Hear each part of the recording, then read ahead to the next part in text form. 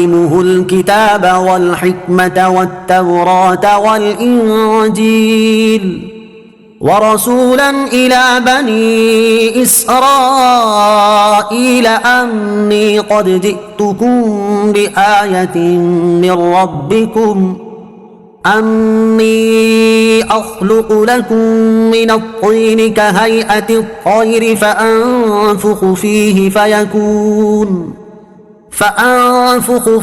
فيكون طيرا بإذن الله وأبرئ الأكمه والأبرص وأحيي الموتى بإذن الله وأنبئكم بما تأكلون وما تدخرون في بيوتكم إن في ذلك لآية لكم إن كنتم مؤمنين۔ ترجمہ، اور اللہ اسے کتاب اور حکمت اور توریت اور انجیل سکھائے گا، اور وہ عیسیٰ بنی اسرائیل کی طرف رسول ہوگا کہ میں تمہارے رب کی طرف سے تمہارے پاس ایک نشانی لایا ہوں، وہ یہ کہ میں تمہارے لیے مٹی سے پرندے جیسی ایک شکل بناتا ہوں، پھر اس میں پھونک ماروں گا تو وہ اللہ کے حکم سے فوراً پرندہ بن جائے گی، اور میں پیدائشی اندھوں کو اور کوڑ کے مریضوں کو شفا دیتا ہوں، اور میں اللہ کے حکم سے مردوں کو زندہ کرتا ہوں، اور تمہیں غیب کی خبر دیتا ہوں جو تم کھاتے ہو اور جو اپنے گھروں میں جمع کرتے ہو، بے شک ان باتوں میں تمہارے لیے بڑی نشانی ہے اگر تم ایمان رکھتے ہو۔ وَرَسُولًا إِلَىٰ بَنِي إِسْرَائِيلَ، اور بنی اسرائیل کی طرف رسول ہوگا۔ اللہ تعالیٰ نے حضرت عیسیٰ علیہ السلام کو بنی اسرائیل کی طرف رسول بنا کر بھیجا، اور دلیل کے طور پر اس زمانے کے حالات کے موافق بہت سے معجزات عطا فرمائے۔ آیت سے معلوم ہوا کہ حضرت عیسیٰ علیہ السلام صرف بنی اسرائیل کے نبی تھے، یہی بات موجودہ بائبل میں بھی موجود ہے۔ آیت میں حضرت عیسیٰ علیہ السلام کے 5 معجزات کا بیان ہے۔ نمبر 1، مٹی سے پرندے کی صورت بنا کر پھونک مارنا اور اس سے حقیقی پرندہ بن جانا۔ نمبر 2، پیدائشی اندھوں کو آنکھوں کا نور عطا فرما دینا۔ نمبر 3، کوڑ کے مریضوں کو شفا یاب کر دینا۔ نمبر 4، مردوں کو زندہ کر دینا۔ نمبر 5، غیب کی خبریں دینا۔ حضرت عیسیٰ علیہ السلام کے معجزات کی تفصیل۔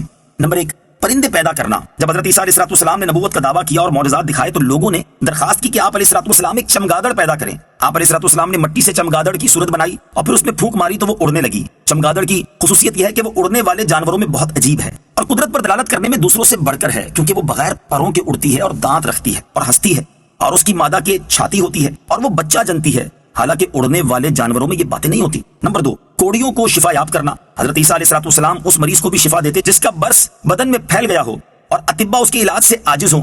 چونکہ حضرت عیسیٰ علیہ السلام کے زمانے میں طب کا علم انتہائی عروج پر تھا اور طب کے ماہرین علاج کے معاملے میں انتہائی مہارت رکھتے تھے، اس لیے ان کو اسی قسم کے معجزے دکھائے گئے تاکہ معلوم ہو کہ طب کے طریقے سے جس کا علاج ممکن نہیں ہے اس کو تندرست کر دینا یقیناً معجزہ اور نبی کی نبوت کی دلیل ہے۔ حضرت وہب بن منبہ رضی اللہ تعالیٰ عنہ کا قول ہے کہ اکثر حضرت عیسیٰ علیہ السلام کے پاس ایک دن میں 50 ہزار مریضوں کا اجتماع ہو جاتا تھا، ان میں جو چل سکتا تھا وہ حاضر خدمت ہوتا، اور جسے چلنے کی طاقت نہ ہوتی اس کے پاس خود حضرت عیسیٰ علیہ السلام تشریف لے جاتے اور دعا فرما کر اس کو تندرست کرتے اور اپنی رسالت پر ایمان لانے کی شرط کر لیتے۔ نمبر 3، مردوں کو زندہ کرنا۔ حضرت عبداللہ بن عباس رضی اللہ تعالیٰ عنہ نے فرمایا کہ حضرت عیسیٰ علیہ السلام نے 4 شخصوں کو زندہ کیا۔ ایک عازر جس کو آپ علیہ السلام کے ساتھ مخلصانہ محبت تھی، جب اس کی حالت نازک ہوئی تو اس کی بہن نے آپ علیہ السلام کو اطلاع دی، مگر وہ آپ سے 3 روز کی مسافت کے فاصلے پر تھا۔ جب آپ علیہ السلام 3 روز میں وہاں پہنچے تو معلوم ہوا کہ اس کے انتقال کو 3 روز ہو چکے ہیں۔ آپ نے اس کی بہن سے فرمایا ہمیں اس کی قبر پر لے چل، وہ لے گئی۔ آپ علیہ السلام نے اللہ تعالیٰ سے دعا فرمائی جس سے عازر حکم الہی سے زندہ ہو کر قبر سے باہر آ گیا اور مدت تک زندہ رہا اور اس کے ہاں اولاد ہوئی۔ دوسرا ایک بڑھیا کا لڑکا تھا جس کا جنازہ حضرت عیسیٰ علیہ السلام کے سامنے جا رہا تھا، آپ نے اس کے لیے دعا فرمائی، وہ زندہ ہو کر جنازہ اٹھانے والوں کے کندھوں سے اتر پڑا اور کپڑے پہنے اور گھر آ گیا، پھر زندہ رہا اور اس کے ہاں اولاد بھی ہوئی۔ تیسری ایک لڑکی تھی جو شام کے وقت مری اور اللہ تعالیٰ نے حضرت عیسیٰ علیہ السلام کی دعا سے اس کو زندہ کیا۔ چوتھے سام بن نوح تھے جن کی وفات کو ہزاروں برس گزر چکے تھے، لوگوں نے خواہش کی کہ آپ ان کو زندہ کریں، چنانچہ آپ علیہ السلام ان کی نشاندہی سے قبر پر پہنچے اور اللہ تعالیٰ سے دعا کی۔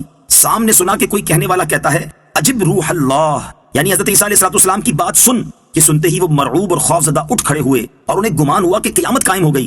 اس کی دہشت سے ان کے سر کے آدھے بال سفید ہو گئے۔ پھر وہ حضرت عیسیٰ علیہ السلام پر ایمان لائے اور انہوں نے حضرت عیسیٰ علیہ السلام سے درخواست کی کہ دوبارہ انہیں سکرات موت کی تکلیف نہ ہو، اس کے بغیر انہیں واپس کیا جائے، چنانچہ اسی وقت ان کا انتقال ہو گیا۔ حضرت عیسیٰ علیہ السلام جسے زندہ فرماتے اسے باذن اللہ یعنی اللہ کے حکم سے فرماتے۔ اس فرمان میں عیسائیوں کا رد ہے جو حضرت عیسیٰ علیہ السلام کی الوہیت یعنی خدا ہونے کے قائل تھے۔ نمبر 4، غیب کی خبریں دینا۔ جب حضرت عیسیٰ علیہ السلام نے بیماروں کو اچھا کیا اور مردوں کو زندہ کیا تو بعض لوگوں نے کہا یہ تو جادو ہے اور کوئی معجزہ دکھائیے، تو آپ علیہ السلام نے فرمایا کہ جو تم کھاتے ہو اور جو جمع کر رکھتے ہو میں اس کی تمہیں خبر دیتا ہوں۔ اور حضرت عیسیٰ علیہ السلام کے دستے مبارک پر یہ معجزہ بھی ظاہر ہوا۔ آپ علیہ السلام آدمی کو بتا دیتے تھے جو وہ کل کھا چکا اور جو آج کھائے گا اور جو اگلے وقت کے لیے تیار کر رکھا ہوتا۔ آپ علیہ السلام کے پاس بہت سے بچے جمع ہو جاتے تھے۔ آپ علیہ السلام انہیں بتاتے تھے کہ تمہارے گھر فلاں چیز تیار ہوئی ہے، تمہارے گھر والوں نے فلاں چیز کھائی ہے، فلاں چیز تمہارے لیے بچا کر رکھی ہے۔ بچے گھر جاتے اور گھر والوں سے وہ چیز مانگتے، گھر والے وہ چیز دیتے اور ان سے کہتے کہ تمہیں کس نے بتایا؟ بچے کہتے حضرت عیسیٰ علیہ السلام نے۔ تو لوگوں نے اپنے بچوں کو آپ علیہ السلام کے پاس آنے سے روکا اور کہا کہ وہ جادوگر ہیں، ان کے پاس نہ بیٹھو، اور ایک مکان میں سب بچوں کو جمع کر دیا۔ حضرت عیسیٰ علیہ السلام بچوں کو تلاش کرتے تشریف لائے تو لوگوں نے کہا وہ یہاں نہیں ہیں۔ آپ علیہ السلام نے فرمایا کہ پھر اس مکان میں کون ہے؟ انہوں نے کہا سور ہیں۔ فرمایا ایسا ہی ہوگا۔ اب جو دروازہ کھولا تو سب سور ہی سور تھے۔ سورہ آل عمران کی آیت نمبر 49 سے حاصل ہونے والا درس۔ اس آیت مبارکہ سے بہت سے عقائد و مسائل معلوم ہوتے ہیں۔ نمبر 1، حضرت عیسیٰ علیہ السلام کو معجزات عطا ہوئے۔ نمبر 2، انبیاء کرام علیہ السلام کو اللہ تعالیٰ کی طرف سے معجزات عطا ہوتے ہیں۔ نمبر 3، بہت سے معجزات انبیاء کرام علیہ السلام کے اختیار سے ظاہر ہوتے ہیں۔ یہ نہیں کہہ سکتے کہ انبیاء کا ان معجزات میں کوئی اختیار نہیں ہوتا۔ نمبر 4، معجزات بہت سی قسموں کے ہو سکتے ہیں، حتیٰ کہ مردوں کو زندہ کرنے کا بھی معجزہ ہوتا ہے۔ نمبر 5، اللہ تعالیٰ اپنے پیاروں کو اختیارات اور قدرتیں عطا فرماتا ہے۔ نمبر 6، محبوبان خدا لوگوں کی حاجت روائی پر قدرت رکھتے ہیں اور ان کی مشکل کشائی فرماتے ہیں۔ نمبر 7، محبوبان خدا عام عادت سے ہٹ کر مشکل کشائی کرتے ہیں۔ نمبر 8، محبوبان خدا کی قدرتیں عام مخلوق کی قدرتوں سے بڑھ کر اور بالا تر ہوتی ہیں۔ نمبر 9، محبوبان خدا شفا بھی بخشتے ہیں۔ نمبر 10، اللہ تعالیٰ اپنے پیاروں کی دعائیں قبول فرماتا ہے، اسی لیے بطور خاص اولیاء کرام اور محبوبان خدا کی بارگاہ میں عرض کی جاتی ہے کہ آپ اللہ تعالیٰ کی بارگاہ میں ہماری سفارش فرما دیں اور ہمارے لیے دعا کر دیں۔ نمبر 11، محبوبان خدا کے تمام اختیارات اللہ عز و جل کی عطا اور اجازت سے ہوتے ہیں۔ نمبر 12، محبوبان خدا کے اختیارات کا انکار کرنا سیدھا قرآن کا انکار کرنا ہے۔ نمبر 13، محبوبان خدا کے لیے قدرت و اختیار ماننا شرک نہیں، ورنہ معاذ اللہ قرآن پاک کی تعلیمات کو کیا کہیں گے۔ نمبر 14، شفا دینے، مشکلات دور کرنے وغیرہ کے الفاظ اللہ تعالیٰ کے علاوہ کسی اور کے لیے استعمال کرنا شرک نہیں، لہٰذا یہ کہنا جائز ہے کہ رسول اللہ صلی اللہ تعالیٰ علیہ وسلم مشکل کشا اور دافع البلا ہیں، یا اللہ عز و جل کے پیارے اولاد دیتے ہیں، کیونکہ حضرت عیسیٰ علیہ السلام نے فرمایا کہ میں مردے زندہ کرتا ہوں، میں لا علاج بیماروں کو اچھا کرتا ہوں، میں غیبی خبریں دیتا ہوں، حالانکہ یہ تمام کام رب عز و جل کے ہیں۔ نمبر 15، محبوبان خدا غیب کی خبریں جانتے ہیں، جیسے حضرت عیسیٰ علیہ السلام گھروں میں رکھی ہوئی چیزوں کو بھی جانتے تھے۔